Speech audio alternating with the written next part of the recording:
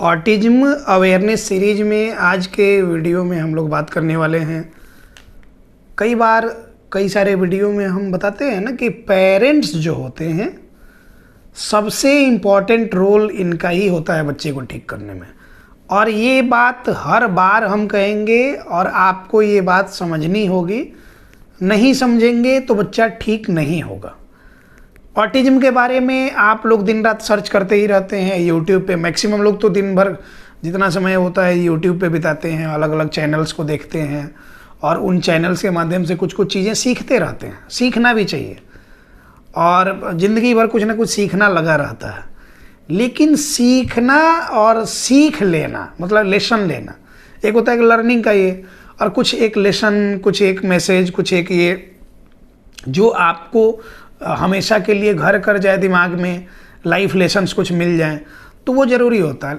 Autism के case में life lesson कुछ कुछ हैं जो हम बार बार उस पर बात करते रहते हैं। हम देखिए बिना लाग लपेट इसलिए बातें समझाते हैं ना कि ऑटिज्म जो है ना, ये ऑटिज्म एक स्पेक्ट्रम डिसऑर्डर तो है। तो स्पेक्ट्रम मतलब क्या होता है कि ये ब्रॉड लेवल पे है, ये अलग अलग तरह के साइन सिम्टम्स, मतलब इसमें कई तरह के सिम्टम्स होते हैं। सिर्फ एक सोशल कम्युनिकेशन की प्रॉब्लम नहीं होगी, सिर्फ एक लर्निंग डिफ़िकल्टी नहीं होगी, मल्टीपल इश्यूज होते हैं। इसलिए इसको मैनेज करने के लिए मल्टी डिसिप्लिनरी अप्रोच का यूज किया जाता है। अब मल्टी डिसिप्लिनरी अप्रोच क्या होता है कि इसमें जैसे आप कहते हैं ना कि स्पीच की नीड है, ऑक्यूपेशनल थेरेपी की नीड है, कुछ लोग कहते हैं कि स्पेशल एजुकेशन की नीड है, बिहेवियर थेरेपी की नीड है। ये सारी बातें जो होती हैं तो ये ओवरऑल मिल के ये मल्टी डिसिप्लिनरी अप्रोच है। इन सारी चीज़ों में हम क्या मिस कर जाते हैं ना कि प्रॉपर पेरेंटिंग और सोशल इंटरेक्शन।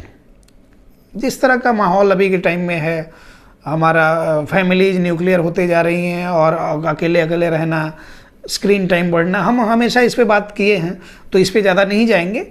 इन सारी चीज़ों में हम दिन भर, अब हस्बैंड वाइफ हैं, बच्चा है एक, तो वाइफ दिन भर घर का काम संभाल रही है, हस्बैंड है तो बाहर जाके अपना काम करके ऑफिस से आ रहा, ज़्यादा समय मिल नहीं पा रहा, तो बच्चे के लिए प्रॉपर बाहर लेके जाने का समय ही नहीं मिल रहा। जब तक वो वापस आ रहा तब तक बाहर सारा कुछ बंद, बच्चे का सोशल इंटरेक्शन प्रॉपर हो ही नहीं पा रहा। और जब प्रॉपर बच्चे का सोशल इंटरेक्शन नहीं हो पा रहा तो ये पार्ट रह गया, ये पार्ट मिस हो गया। ये पार्ट कोई नहीं ये कर पाएगा, इसको कोई पूरा नहीं कर पाएगा, कोई फुलफिल नहीं कर पाएगा। तो आप 24 घंटे में 1-1.5 घंटे के लिए कहीं थेरेपी के लिए लेके गए, चलिए ठीक है, अच्छी बात है, एज ए पेरेंट्स आपका जो कर्तव्य बनता है वो आप कर रहे हैं। लेकिन 22-23 घंटे फिर घर में है बच्चा, तो 1 घंटे की थेरेपी से बच्चा ठीक हो जाएगा क्या? ऐसा आपको लगता है? अगर हो जाने वाला होता तो 4-4 साल, 5-5 साल दिल्ली, मुंबई, गुड़गांव, हरियाणा और इन सब जगहों पे 4-4 साल, 5-5 साल से लोग थेरेपी में नहीं जा रहे होते और कहीं कुछ चेंज नहीं है, कुछ प्रॉब्लम्स बढ़ ही गई हैं, कम नहीं हुई हैं। अगर उसी 1 घंटे की थेरेपी से ठीक होना होता तो आदमी कोई ये करता कि सारा कुछ जो भी धन धर्म है बेच के अपना ये कर लेता कि चलो इससे ये हो जाना। ये एक तरह का क्या है कि आपको एक पाथवे चाहिए है ना, कोई आपको पथ प्रदर्शक चाहिए है कि दिशा निर्देश देने वाला कि हाँ आप ऐसे ट्रैक पे जाएं, ये तक सही है। लेकिन वो दिशा निर्देश देने वाला कौन है, उसका इंटेंशन क्या है, इंटेंशनली वो आपको सही मार्ग पे लेके जाना चाहता है या फिर नहीं लेके जाना चाहता है, ये बात तो आपको समझना पड़ेगा, अपने आप से एनालाइज करना पड़ेगा। जैसे आजकल बहुत सारी चीज़ें फूड हैबिट्स के बारे में बोलते हैं, ये खाओ, वो नहीं खाओ, वो नहीं खाओ, इतने बजे सो जाओ, उतने बजे उठ जाओ, आपको भरमार मिलेगा इस तरह का वीडियो का। लेकिन इनमें कहीं ना कहीं कुछ वीडियो में सच्चाई भी तो है कि हाँ कुछ लॉजिक के साथ एक्सप्लेनेशन मिल रहा है, तो उस बात को समझना पड़ेगा। तो हम बस ये कह रहे हैं ना कि जैसे 2 घंटे जिम में जाके हम बिता के आ रहे हैं, 22 घंटे घर पे हैं, तो 2 घंटे जिम में जाना सार्थक तब होगा, वो मीनिंगफुल तब होगा हमारे लिए, वो यूजफुल तब होगा, फ्रूटफुल तब होगा कि जब इस 22 घंटे में हम सही रूटीन अपना रख रहे हैं, सही टाइम पे सो रहे हैं, सही टाइम पे उठ रहे हैं, सही डाइट है, घर में भी हम एक्सरसाइजेज वगैरह कर रहे हैं। अब नहीं वो हम दिन भर 2 घंटा जिम में जा रहे हैं और दिन भर कुछ ना कुछ जंक फूड, फास्ट फूड, अनसन चीज़ें खाते रह रहे हैं, तो उससे हमारा शरीर कुछ भी चेंज नहीं होगा। जिम का दोष नहीं है हमारा रूटीन। जिम हम जाते हैं उन जगहों पे हम क्यों जाते हैं? अनुशासित रहने के लिए, एक डिसिप्लिन में रहने के लिए, अनुशासन के लिए। थेरेपी में भी आप इसलिए जाते हैं कि एक तो साइकोलॉजिकल सेटिस्फैक्शन है आपका, दूसरा एक अनुशासित रूप से कि हाँ ये इस टाइम से इस टाइम इसको यहाँ ले जाना, उसी हिसाब से आप सारा शेड्यूल फिक्स कर लेते हैं। तो हम ये कहते हैं ना कि आपको अपने बच्चे की प्रॉब्लम सही से समझनी चाहिए कि उसको है क्या। जो पूरी तरह से एक्सप्लेन कर दे रहा है कि हाँ ये प्रॉब्लम है, उसके पास बिल्कुल जाइए। जरूरी नहीं कि सिर्फ हमारे पास आए या फिर ऐसा, उसके पास जाइए, वो बच्चे की प्रॉब्लम समझाया कि बच्चे की प्रॉब्लम ऐसी ऐसी है, ठीक है, ये बात हम समझ लिए। उसके बाद उसमें मेजर रोल पेरेंट्स का है, ये भी सिखाया जाए, ये भी बताया जाए, ये भी चीज़ें समझाई जाए कि 22-23 घंटे जो आपके साथ रह रहा है, तो आपसे बेहतर ऑब्जर्वर तो कोई नहीं होगा ना। बच्चा आपके साथ है, आप दिन रात उसको देख रहे हैं, तो आप बेहतर ऑब्जर्व कर रहे हैं बच्चे को, तो आपसे बेहतर ऑब्जर्वर कोई नहीं है, तो आपसे बेहतर उसका डॉक्टर भी कोई नहीं हो सकता है, उसका थेरेपिस्ट भी कोई नहीं हो सकता है, बशर्ते कि आपको सही चीज़ें पता हो कि बच्चे के लिए करना क्या है। तो इसलिए हम कहते हैं कि पेरेंट्स एजुकेटेड बने, पढ़ाई लिखाई के मामले में नहीं। आपने पढ़ाई लिखाई की, आप कहीं जॉब कर रहे हैं, आप एजुकेटेड हैं, लिटरेट हैं, उस हिसाब से क्वालिफाइड हैं, आपको जो वो जॉब मिले वो अलग मैटर है। बच्चे के केस में आप एजुकेटेड होना ही नहीं चाहते, आप अनएजुकेटेड हैं। मैक्सिमम लोग अनएजुकेटेड हैं। वो क्या होता है कि कई बार ये होता है कि अलग अलग कंट्री से, अलग अलग स्टेट से लोग हमारे यहाँ आ रहे हैं, कोई 1 महीने 2 महीने, कोई 1 सप्ताह 10 दिन, जिनको जितना सामर्थ्य है, जितना दिन वो रह सकते हैं, उसके हिसाब से वो आते हैं, बच्चे के असेसमेंट कराने आते हैं, वो सारी चीज़ें होती हैं। फिर उसके बाद क्या होता है कि बहुत सारे लोग हमारे यहाँ आके भी सेटिस्फाइड नहीं होते, कहीं और जाते हैं, तो कोई प्रॉब्लम नहीं है, उनके लिए भी ये है। बस उनके दिमाग में अगर चल रहा है कि हाँ यहाँ जो वो चाह रहे थे उस तरह की चीज़ें अगर नहीं हो रही, हो सकता है वो बेहतर की तलाश में है। तो बेहतर की तलाश में अगर आप हैं, मतलब अगर आप बच्चे को लेके चिंतित हैं, तो इसका मतलब ये है कि आप सही ट्रैक पे अब धीरे धीरे जा रहे हैं।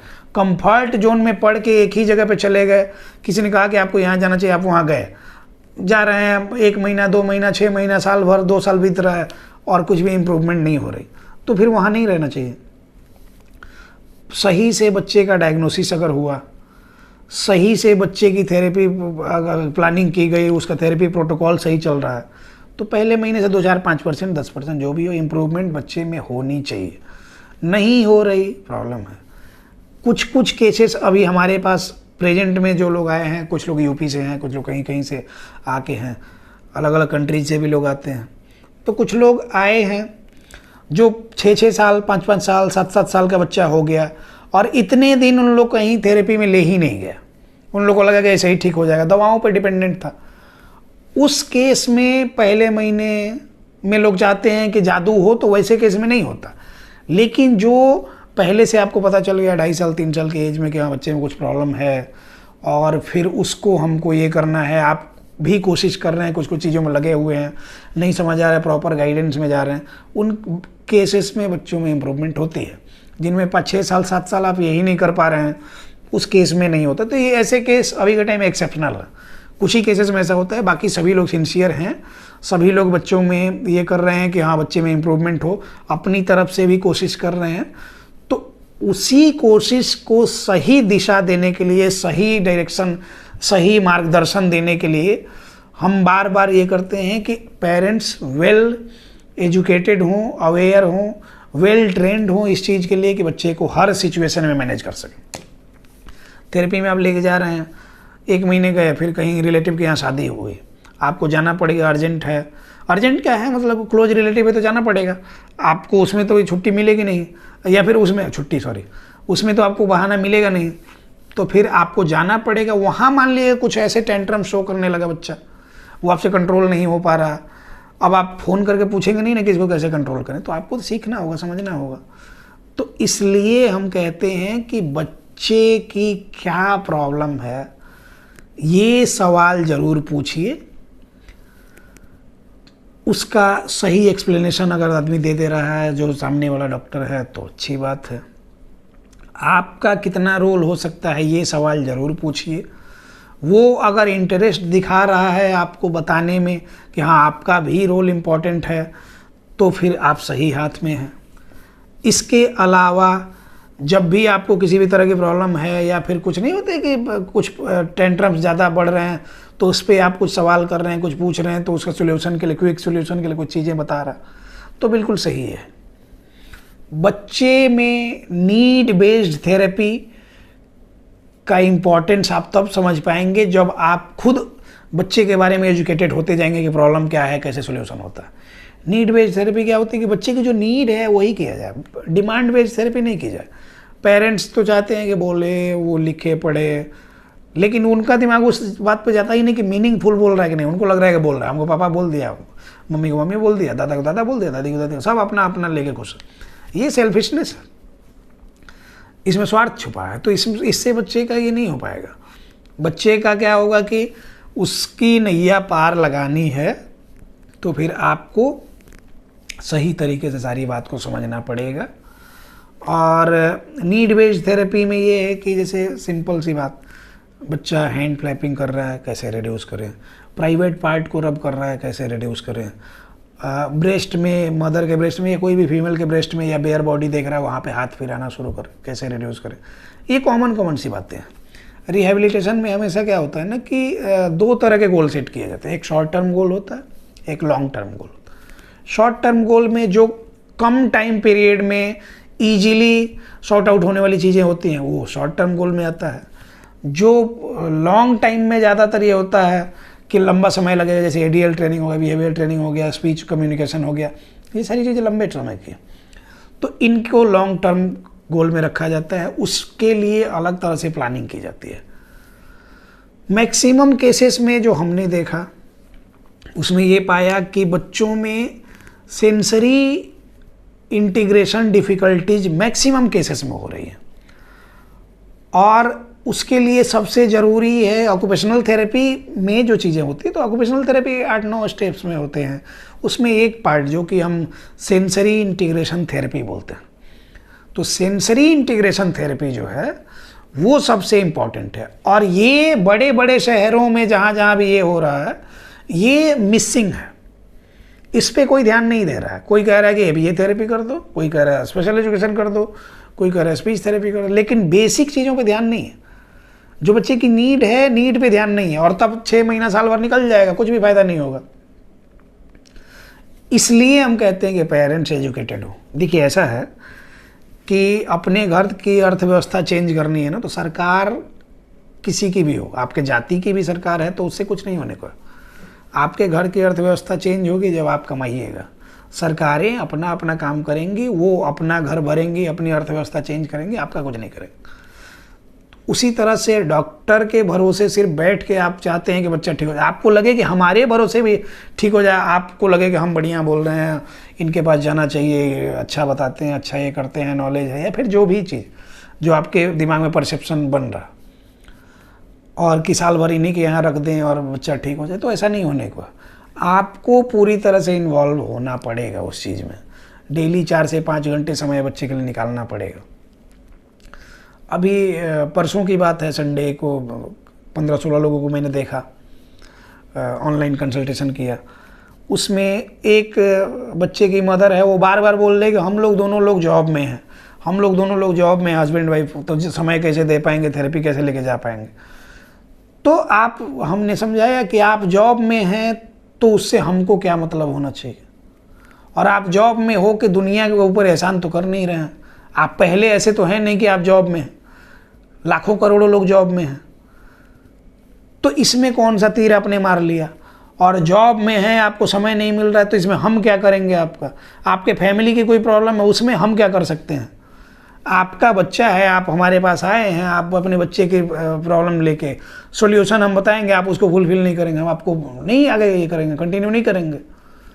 तो ये जॉब में है, कर किसके लिए रहे हैं, कमा किसके लिए रहे हैं, बच्चे के लिए, क्योंकि आपने अपनी ज़िंदगी जी ली, अब धीरे धीरे जवान हो गए। अब क्या होता है कि उसके बाद हम जाते हैं अधेड़ावस्था में, फिर हम वृद्धावस्था में चलते जाएंगे, तो हम अधेड़ होते जाएंगे, बूढ़े होते जाएंगे। हम ज़िंदगी नहीं जिएंगे, हम जो कमाएंगे बच्चे के लिए करेंगे।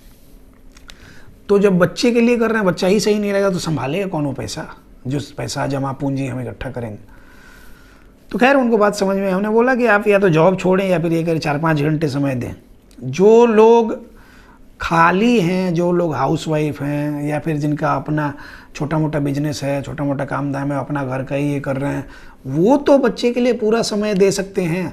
कम से कम जो समय है उसको प्रॉपर यूटिलाइज तो करें। फ़ोन वोन में टाइम वेस्ट करने से कोई फ़ायदा नहीं है। बैठिए और बच्चे पे काम कीजिए। आपको समझ नहीं आ रहा कि शुरू कहाँ से करें, रैंडमली कुछ भी कर रहे हैं तो बच्चे में इंप्रूवमेंट होगी नहीं। बहुत सारे लोग ब्रशिंग का वीडियो देखते हैं कि अच्छा हेयर कट नहीं कराता है, ब्रश ये करेंगे, हेयर कट कराने लग गया, हेयर कट कराने लग गया, ब्रशिंग करना छोड़ दिए, फिर से प्रॉब्लम वहीं आ गई। हैंड फ्लैपिंग कर रहा है, उसको थोड़ा टैक्टाइल स्टिमुलेशन दे दिया, डीप कंप्रेशन वगैरह दे दिया, तो फिर प्रॉब्लम कम हो गई, फिर हमने छोड़ दिया, फिर से रिवर्स हो गई। तो ये प्रॉब्लम रेकरिंग होते रहेगी जब तक उसका सही से सॉल्यूशन नहीं होगा। इसलिए कहते हैं कि एक प्रॉपर गाइडेंस में आप वेल ट्रेंड बनिए। आपको भी सीखने के लिए कोई रास्ता चाहिए, है ना, कोई प्रॉपर जो उस तरीके से बता सके। तो इसलिए हमने ऑनलाइन सेशन जो हम चलाते हैं, तो ये ऑनलाइन सेशन में कई सारी कंट्री से लोग हमारे साथ जुड़े, कम से कम 45-50 कंट्री से लोग जुड़े। इंडिया के लगभग हर एक स्टेट से लोग हमारे साथ जुड़ गए हैं और सब अपने बच्चे के लिए प्रॉपर तरीके से काम कर रहे हैं। कुछ लोगों में इम्प्रूवमेंट जल्दी होती है, कुछ बच्चों में इम्प्रूवमेंट कम होता है। ये अलग अलग फैक्टर्स पे डिपेंड करता है। फैमिली कैसा सपोर्टिव है, आप कितने काम कर रहे हैं, कितने डेडिकेटेड, इन सारी चीज़ों। तो अगर जिनके बच्चे को भी प्रॉब्लम लगती है, सिर्फ वो हमारे ऊपर या किसी डॉक्टर के ऊपर डिपेंडेंट नहीं हो, आप सीखना चाहेंगे, खोजी माइंड आपका होगा तो बहुत सारी चीज़ें खोज लेंगे, सीख लेंगे। अगर आप इच्छुक होंगे, जिज्ञासु होंगे तो बहुत सारी चीज़ें बच्चे के बारे में जानेंगे, समझेंगे, उसके बाद बच्चे को खुद से मैनेज कर पाएंगे। हर बार हमने वीडियो में अपने कहते हैं कि be aware, be positive, autism is curable. तो क्योरेबल कैसे है? ये सारे फैक्टर्स जब आइडियल फैक्टर्स मिलेंगे एक साथ तो उस कंडीशन में इसको हराया जा सकता है। नहीं तो फिर दिमाग नाचते रहता है कि अच्छा यहाँ जाएंगे, वहाँ जाएंगे, वहाँ जाएंगे, वहाँ जाएंगे, थोड़ा ये हॉस्पिटल, थोड़ा हॉस्पिटल करके दिखाते दिखाते समय हमारा निकल जाता है। उसके बाद से फिर हाथ में कुछ नहीं रहता। तो जिन लोगों के बच्चों में भी किसी भी तरह की प्रॉब्लम इस तरह की दिख रही है, ऑटिज्म या इससे एसोसिएटेड प्रॉब्लम्स, तो आप बिना समय गंवाए प्रॉपर गाइडेंस किसी डॉक्टर से सलाह लीजिए। उनसे समझिए चीज़ों को कि कैसे आप मैनेज कर सकते हैं। या फिर देश दुनिया जहाँ से भी देख रहे हैं, आपको बाहर जाने का समय नहीं मिल पाता, आपका ऐसा टाइम है ऑफिस का कि आप कहीं थेरेपी सेंटर नहीं ले जाते हैं, आप हमारे साथ हमारे ऑनलाइन सेशन में जुड़ सकते हैं और अपने बच्चे को मैनेज कर सकते हैं। और चीज़ों के बारे में कुछ नहीं कह सकते, लेकिन एक बात की गारंटी है कि पहले महीने से ही बच्चे में इम्प्रूवमेंट होगी। जैसा हम बताएंगे वैसा आप करेंगे तो। और 6 महीने, 7 महीने, 8 महीने, 9 महीने या साल भर तक का समय लगता है, आपका बच्चा मेन स्ट्रीम से जुड़ेगा, अगर हमारे कहे अनुसार आप चलते हैं तो उम्मीद करते हैं कि आपको सारी बातें समझ में आ गई होंगी। बहुत दिन से हमने वीडियो बनाया नहीं था और पेरेंट्स के लिए बहुत सारी चीज़ें हमने इतने दिन में एक्सपीरियंस की, तो सोचा कि एक वीडियो में सारी चीज़ें बता देते हैं। उसके बाद हम वापस फिर से नया टॉपिक कुछ प्रैक्टिकल एडवाइस के साथ लेके आएंगे। इन्हीं सब बातों के साथ अब इस टॉपिक को क्लोज करते हैं। मिलते हैं किसी नेक्स्ट टॉपिक में। धन्यवाद।